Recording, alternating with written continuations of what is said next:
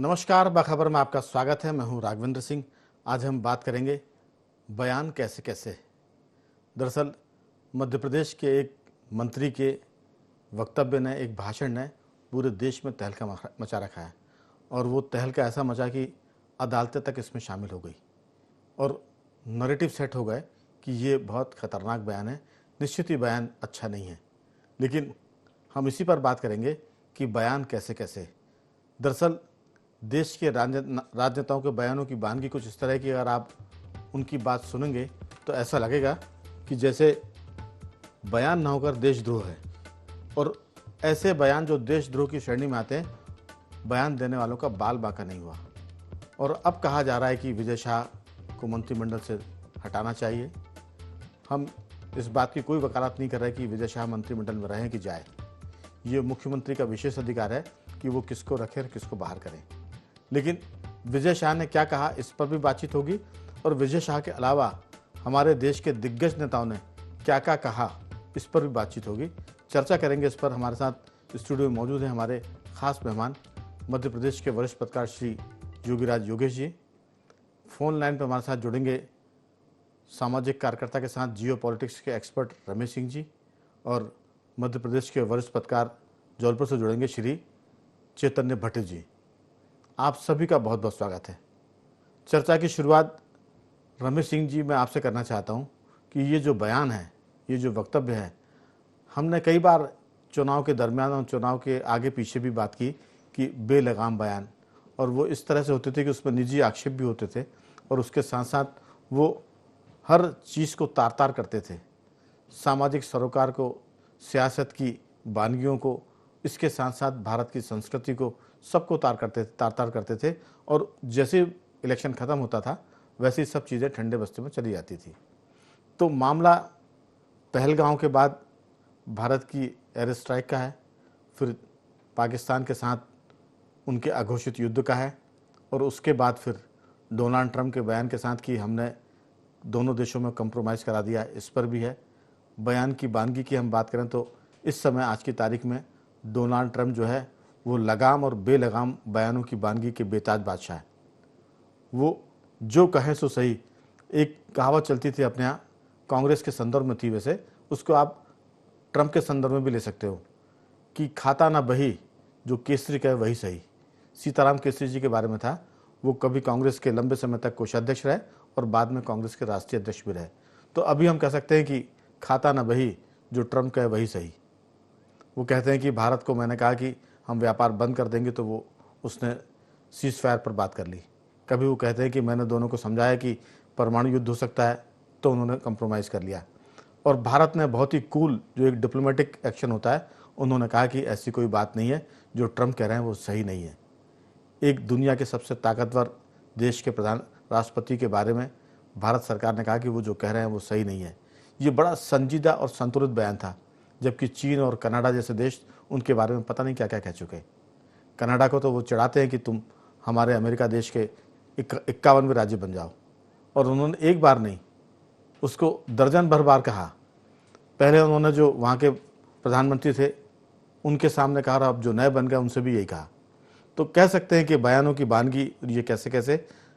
रमेश सिंह जी, पहले आपकी राय, फिर मैं भट्ट साहब की तरफ आऊंगा।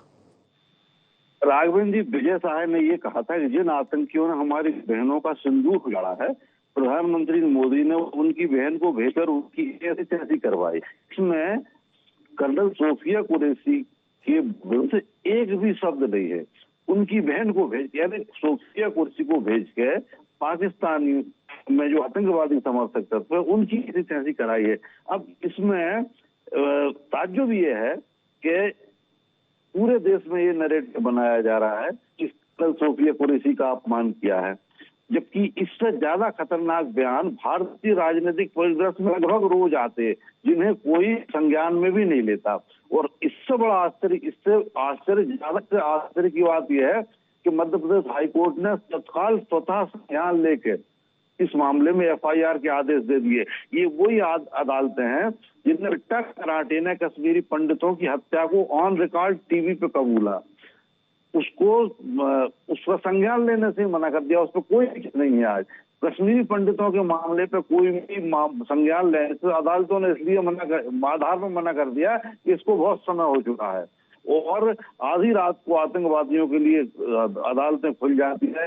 ये अभी गवई साहब आए हैं, इनने तो रात में तीस्ता सीतलवाड़ के विरुद्ध जो बयान वो FIR थी उसको रद्द करने के लिए रात में अदालतें खोली थी। वो अदालतें एक ऐसे बयान के मामले में जिसमें कुछ भी नहीं है, विजय साय ने सोफिया कुरैशी के मामले के विरुद्ध कुछ भी नहीं कहा और उस पर संज्ञान ले लिया। तो इस समय जो माहौल है उससे ऐसा लगता है कि एक विशेष एजेंडे के तहत इस मामले को उठाया जा रहा है। आप देखिए विपक्ष के पूरे खास नेता इस वक्त सरकार के, मोदी सरकार के डिफेंस में खड़े हुए हैं। कांग्रेस को कोई भी मुद्दा नहीं मिल रहा। कांग्रेस चाहती है सरकार को घेरना, वो तो इस समय सबूत भी मांगती है, लेकिन मजबूरी है कि 2 सर्जिकल स्ट्राइक में सबूत मांग के देश के लोगों से गालियां खाई, जूते खाए, तो वो मांग नहीं रही। वो उनको एक ऐसे मौके की तलाश थी जिसमें सरकार को सके, क्योंकि सरकार अब सीना तान कर, सीना फुला के बाहर निकल रही है। तो उनको जो विजय साय का बयान है, ये तिनके को डूबते को तिनके का सहारा गया, जबकि इनके में कुछ भी नहीं है। तो अब कांग्रेस मध्य प्रदेश में हल्ला मचा रही है और देश के राष्ट्रीय स्तर पे भी हल्ला मचा रही है, और जो सुनने वाले हैं वो ये देखने के लिए भी तैयार नहीं है कि विजय साय ने कहा क्या था, इसमें हकीकत क्या है। तो ये असल में बयानों की बानगी हमने कहा कि देश के भीतर से लेकर देश के बाहर तक दुनिया भर में है। और ये अगर हम बयानों की बानगी की बात करें तो फिर वो बहुत लंबी बात होगी, वो हमारा विषय भी नहीं है। समंदर पार बहुत से ऐसे देश है जो इसी काम में लगे रहते हैं। लेकिन योगीराज जी, ये जो सारा मामला है ये कहीं ना कहीं भारतीय राजनीति को बताता है कि किस ढंग से सियासत में चीज़ों को आगे बढ़ाया जाता है। बेशक विजय शाह ने गलत बात की है, उन पर कार्रवाई होनी चाहिए। ये पार्टी बीजेपी का फैसला होगा, मंत्रिमंडल में रहे या बाहर जाएं ये डॉक्टर मोहन यादव का फैसला होगा। लेकिन लोग अभी से निर्णय करने लगे, जजमेंट दे रहे हैं कि वो बाहर चले जाएंगे, उनको हटा दिया जाएगा। दरअसल राजनीति ऐसी है कि कल कोई बड़ी घटना हो जाएगी तो विजय शाह की घटना को लोग भूल जाएंगे। अभी कोई पहलगांव से बड़ा मामला आएगा तो हिंदुस्तान के जो लोग हैं उनकी याददाश्त बड़ी कमज़ोर है और उसी का फ़ायदा राजनेता उठाते हैं। मैं किसी के खिलाफ भी नहीं हूँ और किसी के पक्ष भी नहीं हूँ। आपकी राय, मामला राहुल गांधी, मणिशंकर अय्यर, सलमान खुर्शीद, विजय शाह और भाजपा के भी कई नेता ऐसे होंगे जो बिहार के एक मंत्री हैं, वो भी बहुत बढ़ चढ़ कर कई बार बात करते हैं। रामायण को लेकर बिहार के मंत्रियों ने कुछ कहा, भाजपा ने बदले में बहुत कुछ कहा। तो ये जो मामला है सियासत का तो हो सकता है, लेकिन संदर्भ क्या है, मंशा क्या है और वो किसको टारगेट कर रहे हैं, उनकी रडार पर कौन है विजय शाह की, ये भी देखने की बात है। आपकी राय? नहीं, वैसे बिल्कुल ठीक बात है कि उनकी जो मंशा थी पाक पर उनका आक्रमण था विजय शाह का। लेकिन एक बात ये ज़रूर सही है कि भाषा और मर्यादा का संयम बरतना चाहिए, ख़ास तौर पर जब आप एक मंत्री स्तर पर काम करते हैं तो। और इसी को लेकर विजय शाह को टारगेट किया जा रहा है और विपक्ष को इससे आसान कुछ नज़र भी नहीं आता। और इस मामले को केवल यही नहीं बताया जा रहा है कि उन्होंने कर्नल सोफिया कुरैशी पर टिप्पणी की। कई लोग तो ये कह रहे हैं, सांप्रदायिक रंग दे रहे हैं इसको कि साहब समाज के खिलाफ ही आपने टिप्पणी की। तो तरह तरह की बातें हैं, तरह तरह के बयान हैं और राजनीति और विवादास्पद बयान का चोली दामन का साथ है। और ये बयान जब विपक्षी लोग किसी नेता को कटघरे में खड़ा करते हैं तो उनके पार्टी के नेताओं को लेकर भी लोग बयान देने लगते हैं। इसी मध्य प्रदेश में टंचमाल कहा गया महिलाओं को, इमरती देवी को रस की, इस तरह की बातें यहाँ की गई। तो बयान राजनीति में इस तरह के आते रहते हैं। लेकिन एक बात ये ज़रूर है, क्योंकि मामला सुलझा हुआ देश की सुरक्षा को लेकर, युद्ध की स्थिति के बादल जब मंडरा रहे थे उस बात को लेकर, तो एक ऐसा माहौल बनाया जाना पूरे नेशनल लेवल पे कि बहुत बड़ा टिप्पणी कर दी हमारी सेना के खिलाफ, इसको ये बताया जा रहा है, सैन्य अफसर के खिलाफ बताया जा रहा है। न केवल सेना बल्कि मामला एक महिला का और सैन्य अधिकारी का है और उसमें भी वो सैन्य अधिकारी अल्पसंख्यक है। तो हमारे चश्मे में हम महिला भी देखते हैं, वो सैन्य अधिकारी भी है, वो अल्पसंख्यक भी है और फिर वो मुसलमानों की बहन है। और जो शब्दों का इस्तेमाल किया विजय शाह ने, हम तो उसको यहाँ दोहरा नहीं सकते। लेकिन विजय शाह के बारे में कौन नहीं जानता है? हमारे भट्ट साहब, आप तो खैर वो जो शाह परिवार के लोग हैं, जौलपुर तक उनकी शिवराज शाह और सबकी वो रियासत रही है, आदिवासी नेता हैं और आदिवासी नेता के चलते कई बार लाभ भी मिलता है और उस लाभ में बहुत सी चीज़ें अनदेखी की जाती है। कई बार तो लगता है कि कोई टिकट के दावेदार भी नहीं, लेकिन आदिवासी है तो दे दिया जाए, कमज़ोर वर्ग है तो दे दिया जाए। तो सियासत में बहुत सारे ऐसे मापदंड और मानदंड होते हैं जिसमें लोग लाभ ले लेते हैं। विजय शाह उसी की उपज भी हम कह सकते हैं, उन्हीं सियासी मानदंडों की। और उनका जो बयान है एक आदिवासी नेता के जैसे, एक बार भट्ट साहब आपको याद होगा क्रिकेट के मामले में सट्टे में अजहरुद्दीन फंस गए थे, मनोज प्रभाकर भी फंसे थे और अजय जडेजा पर भी एक लांछन आया था। जब उन पर आरोप लग रहे थे तो उन्होंने कहा कि मुझे इसलिए टारगेट किया जा रहा है क्योंकि मैं अल्पसंख्यक हूँ। बचाव में विजय शाह भी कह सकते हैं कि मुझे इसलिए टारगेट किया जा रहा है क्योंकि मैं आदिवासी हूँ। आपकी राय, ये जो सारा मामला है सियासी है और विजय शाह का टारगेट क्या था?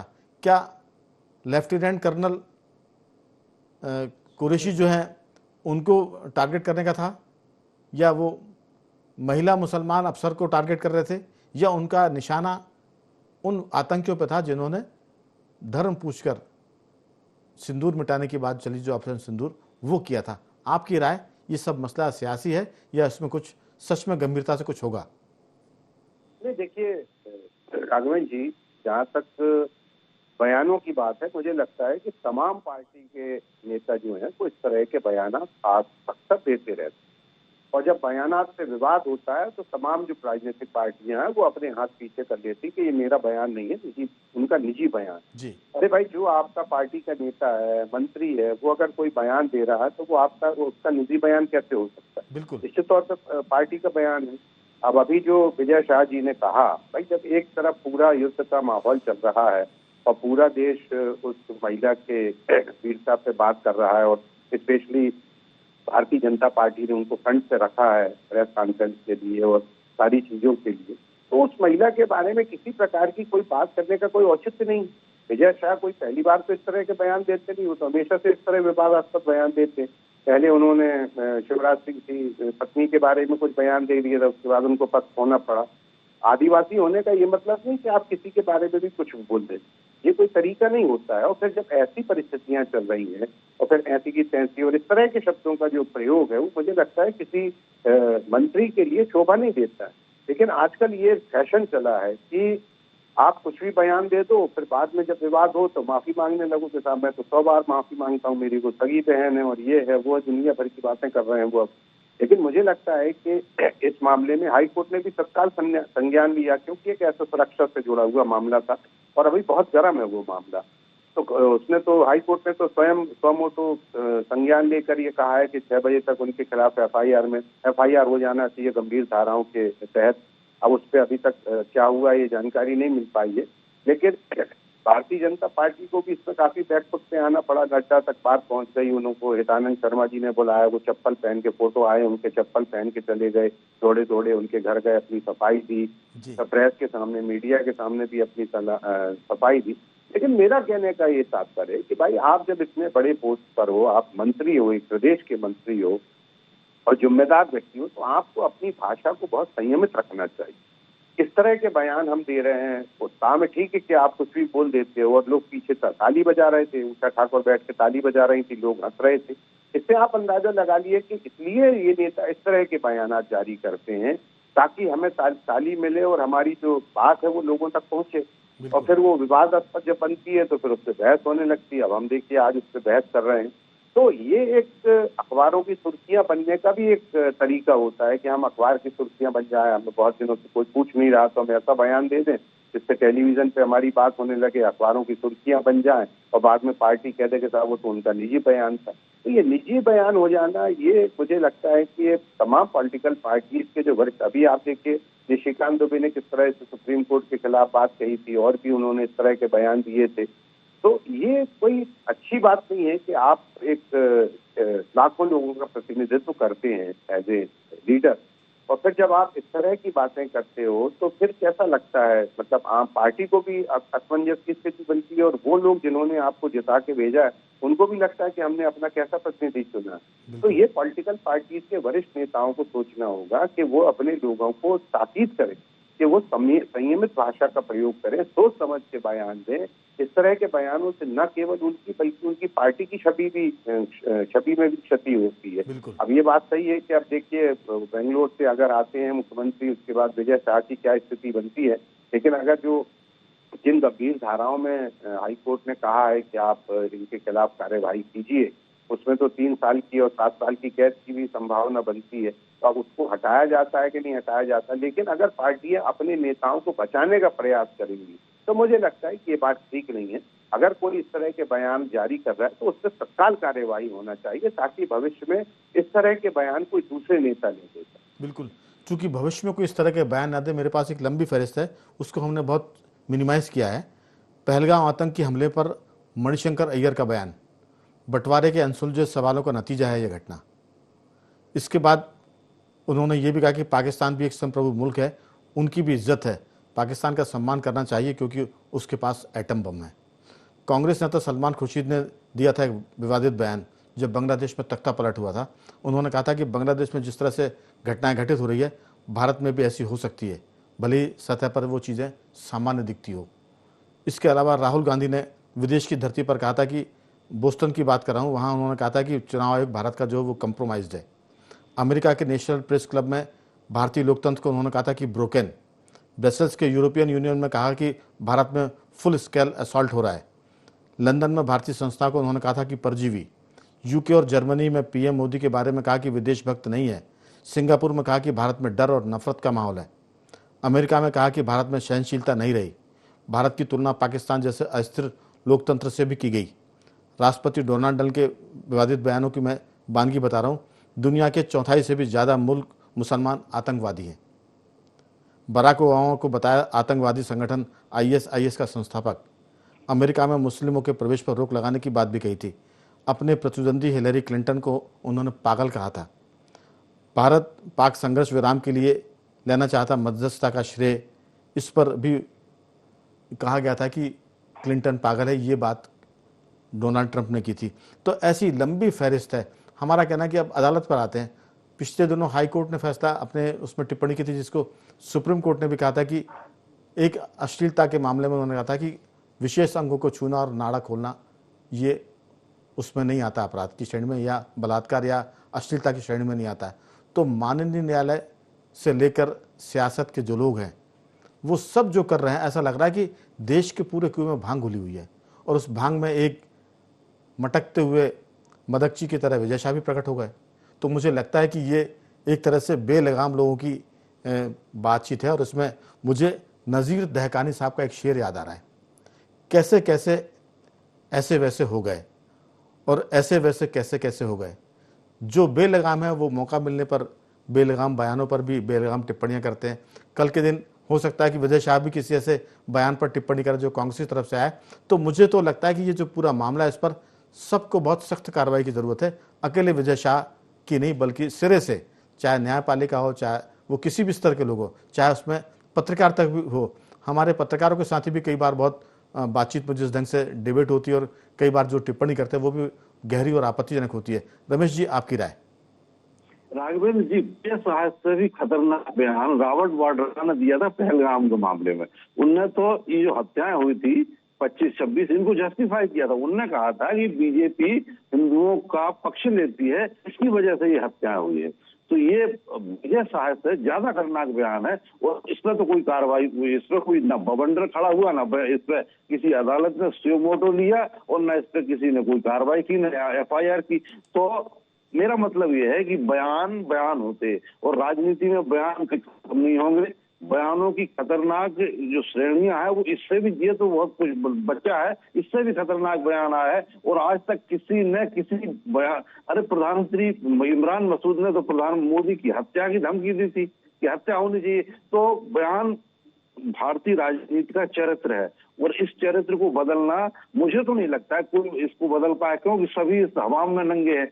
दूसरी बात यह है कि बीजेपी ने लेकिन रमेश सिंह जी, कठोर कार्रवाई होनी चाहिए, ये डिमांड तो कर सकते हैं कि नहीं? राघवेंद्र जी कर सकते हैं, सब करते हैं। जब जिसके आज बीजेपी के नेता ने बयान दिया तो दूसरे ये कठोर कार्रवाई की मांग कर रहे हैं, और जब उधर से होता तो ये मांग करते हैं। मांग सब करते हैं, लेकिन हमाम में सब नंगे और कोई कार्रवाई नहीं होगी। दूसरी बात मैं ये कह रहा था कि बीजेपी ने सोफिया कुरैशी को लेकर एक बड़ा रणनीतिक कदम उठाया था। इनको फ्रंट में रख के भारत के मुसलमानों को, भारत का जो लेफ्ट लिबरल है उसको, पाकिस्तान को, पश्चिम एशिया के जो मुस्लिम तंजीम है उसको, और दुनिया को एक मैसेज दिया था कि भारत में एक अल्पसंख्यक मुस्लिम महिला जिन्हें बहुत प्रताड़ित कहा जाता है, वो करने के पद पे और एक क्रिटिकल ऑपरेशन को कमांड कर रही है। तो ये बहुत बड़ी लीड थी बीजेपी की, और मैं कहता हूं कि ये लीड मतलब जितना ऑपरेशन सिंदूर की सफलता का श्रेय बीजेपी को जाता है, उसमें 4 चांद लगाने वाली लीड ही है। लेकिन विजय साय की नादानी ने, विजय साय ने कोई बहुत बड़ा अपराध नहीं किया, मैं ये फिर रिपीट करूंगा, लेकिन उनकी नादानी ने, उनके राजनीतिक जोश ने, और राघवेंद्र जी राजनीतिक जोश ऐसे बहुत आते नेताओं को, लेकिन इस वक्त उस राजनीतिक जोश को पिकअप कर लिया गया, और इससे कांग्रेस बीजेपी की जो रणनीति है वो धूमिल हुई है, इसमें कोई शक नहीं है। लेकिन हाँ, अब जैसे अभी ये कहा कि विजय साय के विरुद्ध इतने गंभीर धाराओं में हाई कोर्ट ने आदेश दिया है, तो हाई कोर्ट को भी ये सोचना चाहिए कि फिर एक के ही विरुद्ध क्यों, इस तरह के जितने भी मामले आते हैं सबके विरुद्ध गंभीर धाराओं में मामले हो। और सबसे बड़ी बात यह है कि अदालतें मामले तो दर्ज कराती, पर फैसला कौन सा आएगा इनका। अजमेर कांड जो बलात्कार कांड था, इस हिंदुस्तान का बीभत्स कांड, उसमें 45 साल लग गए थे फैसला आने में। आप FIR की बात करते हैं, वो औरतें दानियां और नानियां बन गई जब उनका फैसला आया, और उसमें भी आजीवन कारावास की सजा कुछ को हुई थी। अदालतें अपने नंबर बात करेंगे तो बहुत दूर तक जाएगी। हमारा मकसद सिर्फ इतना है कि बयान ब्यूरो को लगाम लगनी चाहिए, और वो चाहे विजय शाह हो, चाहे मणिशंकर अय्यर हो, चाहे कोई भी हो। अब हम सिर्फ इसकी बात कर रहे हैं योगीराज जी कि अदालतें तो ये भी कह देती है कि राज्यपाल को इतने दिन में फैसला करना चाहिए और राष्ट्रपति को इतने दिन में फैसला करना चाहिए, लेकिन जब इस पर काउंटर लोगों ने किया, क्योंकि हर बात अगर आप एक बात कहेंगे तो 2 बात आपको सुननी पड़ेगी। लोगों ने कहा कि अदालतों को कौन कहे कि आप किस मुकदमे की कितने दिन तक सुनवाई करके फैसला करेंगे। आपने बताया कि अजमेर के मामले की सुनवाई 45 साल तक होती रही और बाद में फैसला आया। राष्ट्रपति और राज्यपाल तो 3 महीने में निर्णय करें, और माननीय न्यायाधीश न्यायमूर्ति अनंत काल तक मामले को सुन सकते हैं। तो सवाल ये है कि दामन किसी का साफ नहीं है। हमारा कहना यह कि आप मकसद ठीक रखें, नीयत ठीक रखें, फिर चाहे विजय शाह हो, चाहे मणिशंकर अय्यर हो, चाहे फिर प्रधानमंत्री हो और मुख्यमंत्री हो, सख्त कार्रवाई हो और फैसला भी जल्दी आए। ऐसा नहीं कि मुकदमा दर्ज हुआ और फैसले के लिए 45 साल लग गए। आपकी टिप्पणी। असल में राघवेंद्र जी है कि किसी चीज़ को लेकर एक जिसको बोलते हैं ना माहौल बनाया जाना जी, जो एक आजकल चल रहा है ना, प्रचार प्रोपोगंडे का जो एक स्ट्रेटेजी चलती है। गंभीर बात तो है, कार्रवाई होनी चाहिए, इसमें प्रोपोगंडा हो चाहे कुछ भी हो। विजय शाह पर कार्रवाई हो, लेकिन फिर कोई छूटने न पाए। विजय शाह फिर ऐसी कार्रवाई की मिसाल बने कि लोग उनका उदाहरण देके, साहब देखिए एक बार ऐसा हुआ था, उसके बाद 10 मामले हैं और 10 में कोर्ट ने और अदालतों ने जो फैसला किया वो काबिल तारीफ था। जी, इस बात को लेकर तो अपन सब यहाँ चिंता जता ही रहे हैं कि आमतौर पे पहली बात तो ये होना ही नहीं चाहिए कि इस तरीके के बयान, ख़ास तौर पर जब आप एक बड़े पद पर बैठे हुए हैं तो आपको भाषा की संयम रखना चाहिए, मर्यादा का पालन करना चाहिए। पर लेकिन जब लोग देखते हैं कि ऐसे एक नहीं कई उदाहरण हैं, तो ख़ास तौर पर जनता का इसमें बिल्कुल इंटरेस्ट नहीं रहता जी, और बल्कि ऐसे लोग पॉपुलर हो जाते हैं पब्लिक में। आज इन्होंने बयान दिया, जनता थोड़ी इनसे हिसाब मांग रही, और विजय शाह यही कह रहा है मैं 8 बार का जीता हूँ विधायक हूँ। कितने लोग जो 8 बार के जीत के आते हैं, तो मतलब कहीं ना कहीं पब्लिक में उनकी डिमांड है। तो 8 बार के लेकिन तो 8 बार के विधायक जीते हैं तो हर खून माफ है आपके लिए? नहीं, वो पहले मैंने पहले भी कहा है कि आप किसी के बारे में बोलने के पहले संयम और भाषा की मर्यादा का ध्यान रखें, ये सब अपन कर रहे हैं। लेकिन जब ये बात आती है, मैंने कहा ना कि आपने बयान दिया, अभी हाल बीजेपी की तरफ से लोग कहने लग जाएंगे साहब आपने टंच माल कहा था महिला को, आपने इमरती में रस ढूंढ रहे थे, आप कहते हैं ना फिर ये लोग, बिल्कुल, तो वो काउंटर हो जाते हैं। अदालत को लेके आपने कहा ही है कि जो अदालतें नाड़ा खोलने और शरीर को टच करने को रेप ही नहीं मानती। तो कटघरे में सब है, या तो ऐसे उदाहरण सेट किए जाएं कि किसी ने ऐसा बोला और उसको तत्काल सजाओ। अभी इसमें क्या होगा, ज़्यादा ज़्यादा उनसे शो कार्ड नोटिस दिया जाएगा, या ये होगा, हो सकता है कि उनसे कह दिया जाए इस्तीफा दे दो। ये बहुत स्ट्रीम पे जाके हुआ है, और हो सकता है कि 4 दिन बाद फिर वापस मंत्रिमंडल में हो। और इससे भी बड़ी संभावना एक और बता दूं मैं आपको, मान लो आपने उन पे एक्शन लिया और वो कांग्रेस में शामिल हो गए, ये कांग्रेस वाले खुद उन्हें पार्टी का टिकट देंगे। चलिए, ये तो तो ये तो कोई मतलब भविष्य इसका की कोई बात अंत नहीं है। भविष्य की बात है, लेकिन कठोर कार्रवाई की जरूरत है। उसमें अदालतें गलती करती हैं तो सुप्रीम कोर्ट अपने जजों पर कार्रवाई करे, चाहे करोड़ों रुपए मिलने का मामला हो, या फिर वो बात जो मैं दोहराना नहीं चाहता, लेकिन वो जो बच्ची के बारे में कोर्ट की टिप्पणी थी। आपकी अंतिम टिप्पणी चैतन्य भट्ट साहब की, मामला संगीन है और बड़ी कार्रवाई की दरकार है, लेकिन ये एक ऐसा एग्जाम्पल सेट हो जो फिर भविष्य में इसी पर अदालतें भी कार्रवाई करें और सारे जो लीडर हैं वो कम से कम इस मामले में डर जाए, भयभीत हो जाए और फिर ऐसी गलती न दोहराएं। आपकी राय? नहीं, देखिए, पार्टी हमेशा अपना राजनीतिक अस्तित्व बचाने के चक्कर में रहती है। उसको ही लगता है कि जो व्यक्ति बहुत लोकप्रिय है उस पर हम कैसे कार्यवाही करें, चाहे वो निशिकांत का मामला हो, चाहे विजय शाह का मामला हो। भी कई बार के जीते हुए विधायक हैं, तो लोग, तो पार्टी को ही लगता है कि यार इस व्यक्ति को अगर हमने हटा दिया तो हमारा वोट बैंक खिसक जाएगा। तो इसलिए किसी को कोई फर्क नहीं भट्ट साहब जो विधायक भी नहीं है, जो सांसद भी नहीं है, उनकी भी ऐसी टिप्पणी आई कि पार्टियां उनके खिलाफ कार्रवाई नहीं कर पाई। हमने सलमान खुर्शीद, मणिशंकर अय्यर जैसे दर्जनों लोगों के नाम गिनाए। जी, कार्यवाही नहीं करती। जब बहुत ज्यादा हल्ला मचता है तो फिर ज्यादा से ज्यादा ये होता है कि अपने हाथ पहुंच लेती है कि साहब वो हमारी पार्टी का बयान नहीं है, वो व्यक्तिगत बयान है। बिल्कुल। ये तो एक जो परंपरा चली है कि वो व्यक्तिगत बयान है, ये तो बड़ा आश्चर्यजनक सत्य है कि भाई आपकी पार्टी के इतना बड़ा लीडर, चाहे कांग्रेस का हो, चाहे कांग्रेस में भी समान तरह के इस तरह के बयान। कांग्रेस की बात करें हम तो राहुल गांधी ने के बारे में तो कोर्ट ने टिप्पणी की कि उनको भूगोल और उसके बारे में, इतिहास के बारे में ज्यादा पता नहीं है। कई बार तो अदालतें जो बात करती हैं वो राजनेताओं के लिए गंभीर हो, इसकी दरकार है। कार्रवाई होनी चाहिए और एग्जाम्पल सेट होना चाहिए। समय की कमी है।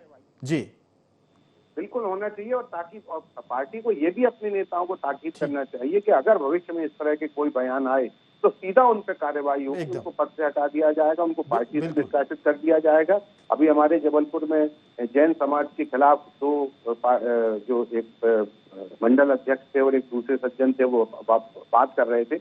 उस पर यह हुआ कि बहुत विवाद हुआ, जैन समाज ने बहुत आंदोलन किया, तो उन दोनों को 6 साल के निष्कासित कर दिया। तो कम से कम ऐसी कार्रवाई होगी तो लोगों को लगेगा कि यार हम बोलने से पहले बहुत समय की कमी है। जी, तो उम्मीद करते हैं कि कार्रवाई तो कठोर होगी, लेकिन फिर हमने कहा था कि कैसे कैसे ऐसे वैसे हो गए और वैसे वैसे कैसे कैसे हो गए। ये सियासत है। अगर आपने कहा तो हम कहेंगे फांसी पर लटका दो, और हमने कहा तो गलती हो गई माफ़ कर दो। तो बखबर में सिर्फ इतना ही, और मैं तीनों मेहमानों को साधुवाद करूंगा। चैतन्य जी आपका धन्यवाद, रमेश जी आपका धन्यवाद, और युगराज जी आपका बहुत साधुवाद कि आपने चर्चा में हिस्सा लिया। तो बखबर में इतना ही। बंद रहिए हमारे साथ और देखते रहिए IND 24।